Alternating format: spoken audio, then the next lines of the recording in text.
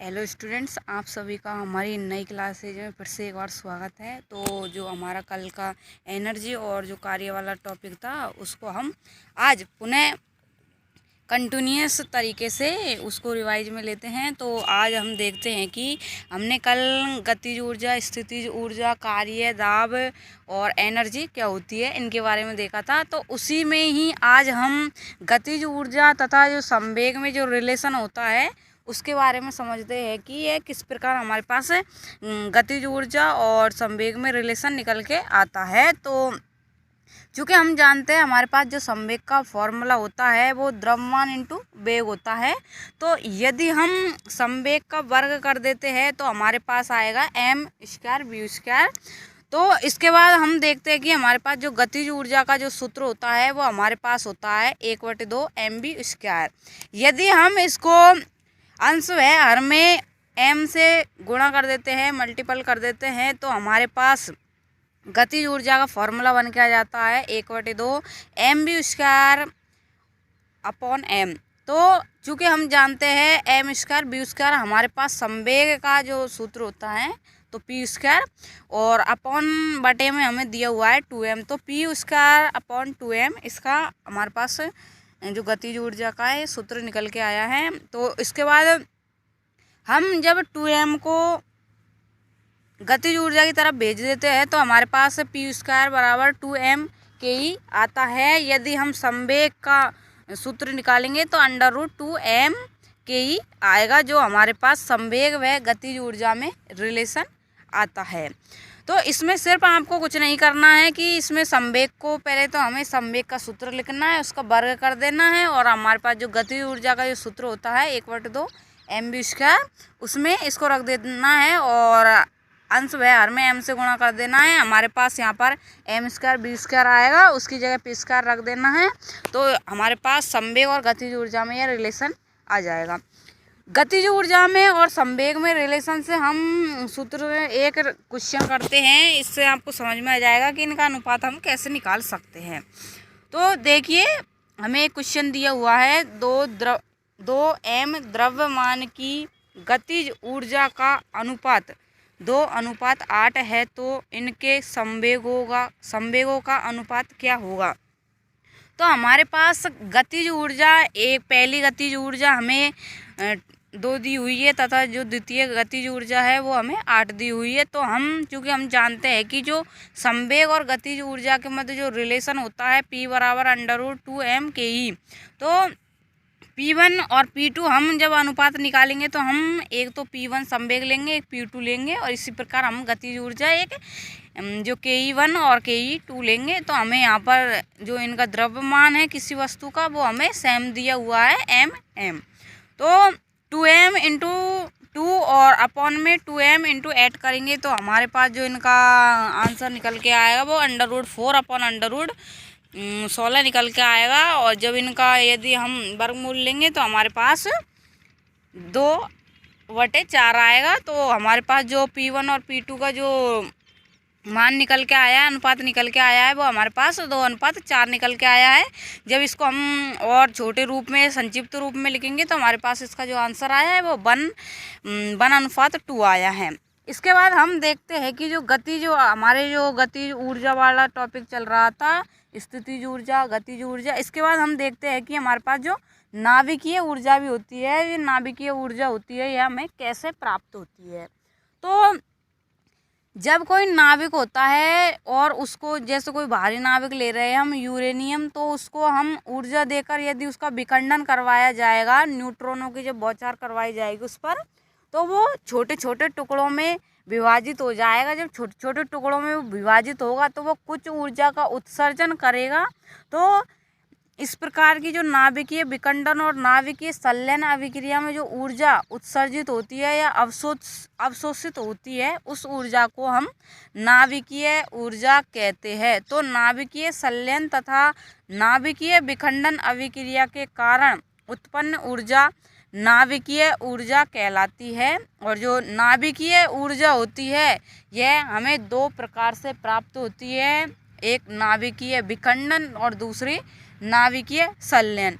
नाभिकीय विखंडन में क्या होता है, जैसे कोई भारी नाभिक या कोई भारी परमाणु है, उसे हम छोटे छोटे नाभिकों में या छोटे छोटे परमाणुओं में जब उसको विभाजित कर देते हैं न्यूट्रॉनों की बौछार करवाकर, तो वो हमारे पास क्या होता है, नाभिकीय विखंडन होता है। तो देखते हैं इसकी परिभाषा से, जब कोई बड़ा नाभिक हल्के नाभिकों में टूटता है तथा साथ में ऊर्जा निकलती है, उसे नाभिकीय विखंडन कहा जाता है। जैसे हम इसका एक एग्जांपल लेते हैं कि जब यूरेनियम के नाभिक पर जब धीमी गति से न्यूट्रॉनों की बौछार करवाई जाती है, तो तब हमें बेरियम व क्रिप्टॉन 3 न्यूट्रॉन तथा साथ में अधिक मात्रा में ऊर्जा उत्सर्जित होती है।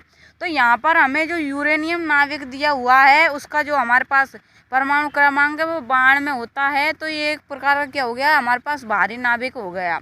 तो इसमें जब हम इस पर न्यूट्रॉनों की बौछार करवाएंगे, ऊर्जा देंगे, तो यह बेरियम व क्रिप्टॉन तथा 3 न्यूट्रॉनों में विखंडन हो जाएगा और हमें अधिक मात्रा में ऊर्जा निकलेगी। तो यह नाभिकीय विखंडन अभिक्रिया होती है, जिसमें एक भारी नाभिक टूटकर छोटे नाभिकों में या हल्के नाभिकों में प्राप्त होता है। इसके बाद हम देखते हैं कि जो नियंत्रित, इसमें ही नाभिकीय विखंडन में 2 प्रकार की रिएक्शन होती है। एक तो नियंत्रित नाभिकीय विखंडन और दूसरी होती है अनियंत्रित नाभिकीय विखंडन। नियंत्रित नाभिकीय विखंडन में क्या होता है, जैसे हम जब बड़े परमाणुओं को या बड़े नाभिक को छोटे नाभिकों में तोड़ते हैं, तो यदि हम इनको नियंत्रित कर देते हैं इस रिएक्शन को, तो वो नियंत्रित श्रृंखला अभिक्रिया कहलाती है या नियंत्रित नाभिकीय विखंडन कहलाती है। तो जैसे हम नाभिकीय रिएक्टर का उपयोग करते हैं या परमाणु भट्टी का उपयोग करते हैं, तो वो एक प्रकार की हमारे पास नियंत्रित नाभिकीय अभिक्रिया या नियंत्रित नाभिकीय विखंडन प्रदर्शित करती हैं। यदि हम, जैसे कोई परमाणु बम होता है, तो उसमें जो ताप होता है, उसको जब हम वो फूटता है अधिक ऊर्जा के कारण, तो उसको हम नियंत्रित नहीं कर सकते। तो वो एक प्रकार की हमारे पास क्या होती है, अनियंत्रित नाभिकीय विखंडन अभिक्रिया होती है। तो इसमें देखते हैं हम नाभिकीय नियंत्रित नाभिकीय विखंडन, इसमें न्यूट्रॉनों को अवशोषित करके अभिक्रिया को नियंत्रित किया जाता है और इसमें न्यूट्रॉनों को अवशोषित नहीं किया जाता है। और जो नियंत्रित नाभिकीय विखंडन की जो रिएक्शन होती है, अभिक्रिया होती है, इसमें जो गुणन कारक का जो मान होता है वो 1 होता है, जबकि अनियंत्रित जो नाभिकीय विखंडन अभिक्रिया होती है, इसमें जो गुणन कारक का जो मान होता है वो हमारे पास K > 1 होता है। यहाँ पर हमें गुणन कारक का मान 1 से अधिक प्राप्त होता है। तो जो नियंत्रित नाभिकीय विखंडन है, उसमें हम परमाणु भट्टी लेते हैं और या इसे नाभिकीय रिएक्टर बोला जाता है। और जो परमाणु भट्टी के जो जनक माने जाते हैं, जिन्होंने सर्वप्रथम परमाणु भट्टी की खोज की थी, वो डॉक्टर विक्रम साराभाई माने जाते हैं। और जो परमाणु बम है वो अनियंत्रित नाभिकीय विखंडन दर्शाते हैं। इसके बाद हम देखते हैं जो परमाणु बम है, ये परमाणु बम में एक प्रकार की जो हमारी अनियंत्रित नाभिकीय विखंडन की जो गति होती है या अभिक्रिया होती है, इसके तहत ये आता है। और जो परमाणु बम में हम विस्फोटक पदार्थ के रूप में जो पदार्थ लेते हैं वो ट्राइनाइट्रोटोलुइन का उपयोग किया जाता है। और इसमें जो केंद्रीय परमाणु लिया जाता है परमाणु बम में, वो यूरेनियम लिया जाता है। और जो विस्फोटक पदार्थ के रूप में इसमें मिलाया जाता है वो ट्राइनाइट्रोटोलुइन मिलाया जाता है। और जो परमाणु बम के जो जनक माने जाते हैं वो J रॉबर्ट ओपेनहाइमर को माना जाता है। और जब यूरेनियम का विखंडन होता है तो यह वातावरण में अधिक तापमान में वृद्धि कर देता है। इसके बाद हम देखते हैं कि जो हमारी परमाणु भट्टी होती है, जो एक प्रकार की नियंत्रित नाभिकीय विखंडन के तहत आती है। तो इसमें क्या होता है, जो परमाणु भट्टी में हम मंदक के रूप में भारी जल या ग्रेफाइट की छड़ों का प्रयोग किया जाता है। यह क्वेश्चन हमसे बहुत सी एग्जामों में बहुत बार पूछ लिया गया है, तो इसको ध्यान से देखिएगा कि परमाणु भट्टी में मंदक के रूप में हम भारी जल का जो सूत्र होता है वो D2O होता है, जिसे हम भारी जल भी कहते हैं, तथा जो छड़ों का प्रयोग किया जाता है मंदक के रूप में वो हम ग्रेफाइट की छड़ लेते हैं। इसके बाद हम देखते हैं कि जो परमाणु भट्टी में नियंत्रक छड़ों के रूप में जो उपयोग में लिया जाता है वो हम बेरियम व कैडमियम की छड़ों को लेते हैं, क्योंकि जो नियंत्रक छड़ें होती है यह अभिक्रिया को, विखंडन की अभिक्रिया को यह नियंत्रित करने का कार्य करती है। इसमें जो विखंडन की अभिक्रिया में न्यूट्रॉनों का उत्सर्जन होता है उनको यह बेरियम व कैडमियम की छड़ें अवशोषित कर लेती है, इसलिए परमाणु भट्टी में नियंत्रक छड़ों का प्रयोग किया जाता है। इसके बाद हम अगली जो इसमें ही जो नाभिकीय ऊर्जा में अगली रिएक्शन आती है या इसका जो अगला प्रकार आता है वो नाभिकीय संलयन अभिक्रियाएं आती है। तो नाभिकीय संलयन अभिक्रिया में क्या होता है कि जब कोई छोटे छोटे हल्के नाभिक मिलकर या संयुक्त होकर जब एक बड़े नाभिक का निर्माण कर देता है तो यह नाभिकीय संलयन अभिक्रिया कहलाती है। तो इस अभिक्रिया में दो हल्के नाभिक जुड़कर एक बड़े नाभिक का निर्माण करते हैं तथा साथ में नाभिकीय विखंडन की तुलना में 10 से 15 गुना अधिक ऊर्जा निष्कासित होती है। जैसे हम इसका एग्जाम्पल से समझते हैं कि सूर्य पर हाइड्रोजन के हल्के नाभिक आपस में जुड़कर हीलियम के नाभिक में बदल रहे हैं तथा साथ में प्रकाश ऊर्जा बनती है। और इसी प्रकार जो तारों पर उत्पन्न प्रकाश और हाइड्रोजन बम में, तो यह सभी नाभिकीय संलयन की अभिक्रिया के तहत आते हैं। इसके बाद हम देखते हैं कि जो हमारे पास ऊर्जा के अगले प्रकार के रूप में ज्वारीय ऊर्जा। तो ये ज्वारीय ऊर्जा आप सभी ने देखा होगा कि जब कोई समुद्र में पानी का उतार चढ़ाव होता है तो उसमें हम ज्वारीय ऊर्जा के तहत ही वो दिखाई देती है। तो ज्वार ऊर्जा में क्या होता है, ज्वार भाटे के कारण उत्पन्न होने वाली ऊर्जा ज्वारीय ऊर्जा कहलाती है। और जो ज्वार भाटा होता है वो हमें कैसा दिखाई देता है, तो देखिए, जब पृथ्वी पर उपस्थित पानी का चांद तथा सूर्य का गुरुत्वाकर्षण बल लगता है तब समुद्र लहरें ऊपर उठती है, उसे ज्वार भाटा कहा जाता है। जो हमारे पास जो ज्वार भाटा होता है वो दो प्रकार का होता है, निम्न ज्वार भाटा और उच्च ज्वार भाटा। जो उच्च ज्वार भाटा जो हमें दिखाई देता है वो क्रेसन पक्ष को दिखाई देता है। और जब क्रेसन पक्ष को ये उच्च ज्वार आता है तो इसमें सूर्य, पृथ्वी और चांद यह तीनों एक ही सीध में होते हैं जब उच्च ज्वार आता है। और जो उच्च ज्वार की जो घटना दिखाई देती है वो हमें क्रेसन पक्ष में दिखाई देती है। तो जब सूर्य, पृथ्वी तथा चांद तीनों एक ही लाइन में होते हैं तब उच्च ज्वार भाटा आता है। और इसके बाद देखते हैं हम निम्न ज्वार भाटा। जो निम्न ज्वार भाटे की जो घटना दिखाई देती है वो हमें शुष्क पक्ष को दिखाई देती है। और इस स्थिति में क्या होता है, निम्न ज्वार में जो सूर्य और चांद होते हैं वो पृथ्वी के क्या होते हैं, एक लंबवत होते हैं। तो सूर्य तथा पृथ्वी के चांद लंबवत होता है तो निम्न ज्वार भाटा आता है। इसके बाद हम देखते हैं कि अगली जो हमारे पास जो ऊर्जा होती है वो हमारे पास पवन ऊर्जा होती है। और पवन ऊर्जा, जैसे भारत में जो सर्वाधिक पवन ऊर्जा जो संयंत्र है वो तमिलनाडु में स्थापित किए गए हैं। पवन ऊर्जा संयंत्र द्वारा जब हम पवन चक्कियों को घुमाते हैं और उनके घुमाने से हमें जनरेटर घूमता है, जनरेटर के घूमने से हमें विद्युत ऊर्जा प्राप्त होती है। तो जो भारत में जो पवन ऊर्जा जो संयंत्र वो सर्वाधिक जो स्थापित किए गए हैं वो तमिलनाडु में स्थापित किए गए हैं। और जो डेनमार्क जो शहर है वो पवनों के शहर के नाम से जाना जाता है? यह क्वेश्चन भी आपसे बहुत बार पूछ लिया गया है कि जो पवनों का शहर किसे कहा जाता है, तो पवनों का शहर डेनमार्क नामक जो शहर है उसे कहा जाता है।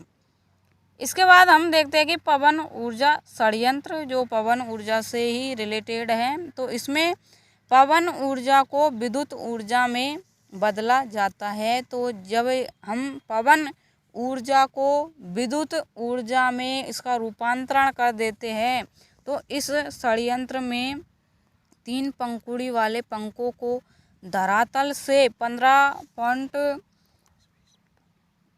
15 से 20 मीटर की ऊंचाई पर लगाया जाता है। पवन ऊर्जा षड्यंत्र में पवनों का वेग 15 से 20 किलोमीटर होता है। इसे पर्यावरण हितैषी षड्यंत्र कहा जाता है। इसके बाद हम देखते हैं कि जो हमारे पास अगली ऊर्जा होती है वो सौर ऊर्जा होती है। और जो सौर ऊर्जा होती है इसमें क्या होता है, सूर्य से प्राप्त होने वाली ऊर्जा को हम सौर ऊर्जा कहते हैं। और इसके बाद सौर तापीय षड्यंत्र, इस षड्यंत्र में सौर ऊर्जा को विद्युत ऊर्जा में बदला जाता है। जब भी हमारे पास षड्यंत्र आता है तो उस जो मूल ऊर्जा है हमारे पास उसको हम विद्युत ऊर्जा में परिवर्तित करते हैं। तो जो सौर ऊर्जा है इसमें जो सूर्य से प्राप्त होने वाली जो विद्युत ऊर्जा को, सौर ऊर्जा को हम विद्युत ऊर्जा में परिवर्तित कर देते हैं। तो इस षड्यंत्र में परावर्तक दर्पण तथा लेंसों का उपयोग करते हैं। इसके बाद हम देखते हैं कि जो सोलर पैनल, इसमें चांदी तथा सिलिकॉन की प्लेटें लगाई जाती है और इसमें सीसा संचायक बैटरी लगाते हैं। इसमें सौर ऊर्जा को विद्युत ऊर्जा में बदला जाता है। इसके बाद हम देखते हैं कि जो हमारे पास, जब हमारे पास ऊर्जा और जो कार्य से और जो दाब से संबंधित जब टॉपिक चल रहा है, तो इसमें हम ऊर्जा संरक्षण के नियम के बारे में देख लेते हैं कि ये ऊर्जा संरक्षण क्या होता है। तो हमने कल भी देखा था कि जो हमारे पास जो ब्रह्मांड की कुल ऊर्जा है वो हमारे पास संरक्षित या नियत रहती है। तो इसमें क्या होता है, जितनी हमारे पास गतिज ऊर्जा में वृद्धि होती है उतनी ही हमारे पास स्थितिज ऊर्जा में कमी होती है। तो जब हम कुल ऊर्जा निकालते हैं तो ब्रह्मांड की, तो वो हमारे पास नियत आती है। तो जो हमारे पास जो ऊर्जा संरक्षण का नियम है तो यह भी यही कहता है कि जो ब्रह्मांड की ऊर्जा है हमारे पास वो नियत रहती है। तो इस नियम के अनुसार ऊर्जा को न तो उत्पन्न किया जा सकता है न ही उसे नष्ट किया जा सकता है। सिर्फ ऊर्जा को हम एक रूप से दूसरे रूप में परिवर्तित कर सकते हैं। तो ब्रह्मांड की ऊर्जा या कुल ऊर्जा नियत रहती है। इसके बाद हम इसमें ही जो हमारा कार्य ऊर्जा है इसी में ही हम थोड़ा शक्ति के बारे में बात कर लेते हैं, पावर। तो कार्य करने की जो दर होती है वो हमारे पास शक्ति होती है और जो शक्ति का हमारे पास जो फॉर्मूला होता है वो कार्य बटे समय होता है। और जो शक्ति की जो एसआई मात्रक होता है वो हमारे पास आता है वॉट। और जो हमारे पास इसका एमकेएस पद्धति में जो इसका मात्रक होता है वो जूल प्रति कूलाम होता है। और जूल प्रति कूलाम में इसका जो एमकेएस पद्धति में इसका मात्रक होता है। इसके बाद हम देखते हैं कि जो शक्ति की हमारे पास जो बीमा होती है वो हमारे पास निकल के आती है M1 L2 और T-3। शक्ति हमारे पास एक प्रकार की अदिश राशि होती है। इसके बाद हम देखते हैं कि इसमें ही तरंग जो माध्यम के कणों में डिस्टर्ब पैदा करे उसे तरंग कहा जाता है। तो जो माध्यम के कणों में जो डिस्टर्ब या रुकावट पैदा करती है उसे हम तरंग कहते हैं। और जो हमारे पास जो तरंग होती है वो हमारे पास 4 प्रकार की होती है। इसमें पहली है हमारे पास यांत्रिक तरंगे और दूसरी है हमारे पास अयांत्रिक तरंगे और जो तीसरे नंबर की है वो हमारे पास द्रव तरंगे और जो चौथे नंबर की है हमारे पास वो गुरुत्वीय तरंगे होती हैं। तो हम पहले यांत्रिक तरंगों के बारे में समझते हैं कि यांत्रिक तरंगे हमें कैसे दिखाई देती है। तो वे तरंगे जिनको चलने के लिए माध्यम की आवश्यकता होती है यांत्रिक तरंगे कहलाती है। यांत्रिक तरंगों से ही हमें इसके नाम से ही पता लग रहा है कि जो यांत्रिक तरंगे है उसमें हमें यंत्र की आवश्यकता होती है और यंत्र यहाँ पर हम माध्यम ले सकते हैं। तो जो यांत्रिक तरंगे हैं इन्हें संचरित होने के लिए माध्यम की आवश्यकता होती है।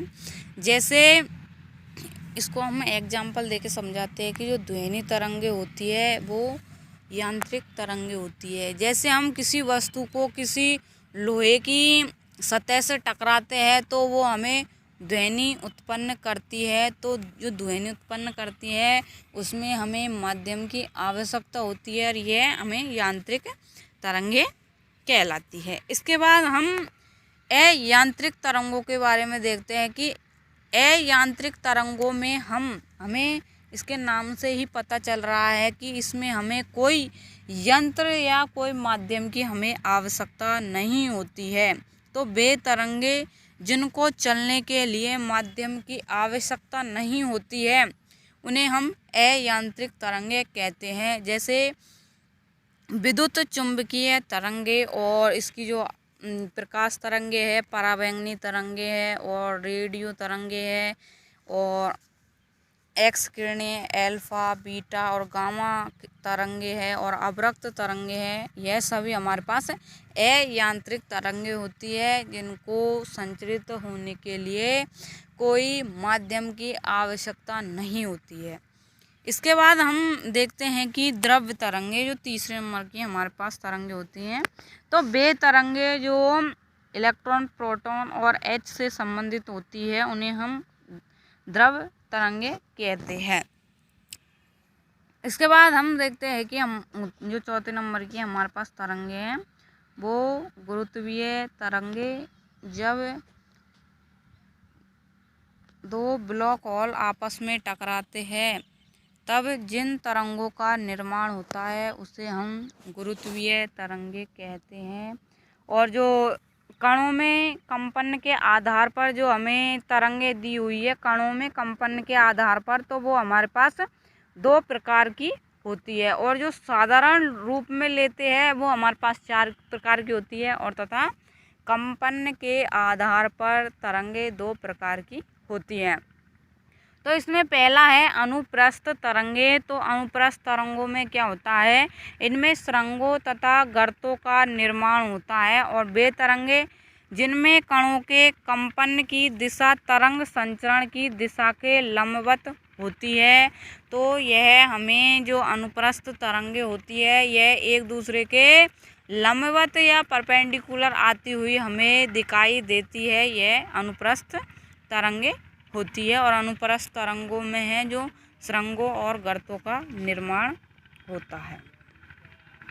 इसके बाद हमारी जो कंपन के आधार पर दूसरी तरंगे होती है वो अनुदैर्घ्य तरंगे होती हैं।